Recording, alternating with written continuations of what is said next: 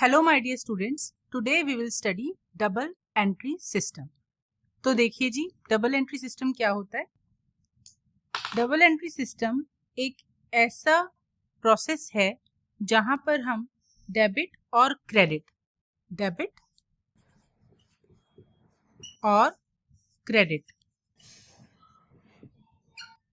दोनों ही एस्पेक्ट्स को books of accounts के अंदर रिकॉर्ड करते हैं।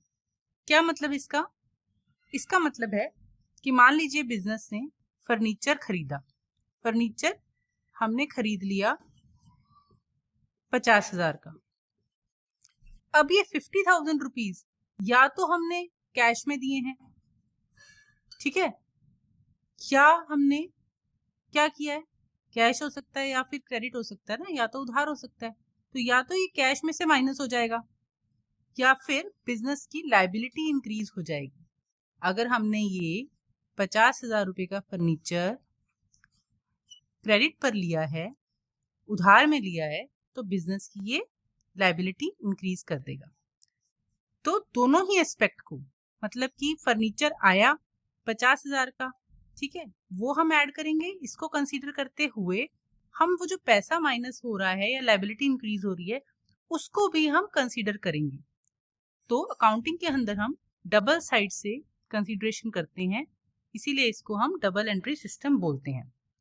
It is the most scientific technique of accounting.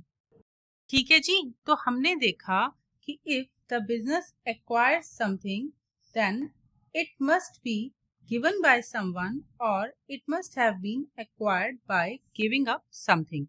तो यहाँ पर डेबिट और क्रेडिट, ये जो दो एस्पेक्ट्स हैं बिजनेस के, दे मस्ट ऑलवेज टैली। ये डेबिट जो है और ये क्रेडिट जो है हमारा, ये हमेशा टैली होने चाहिए।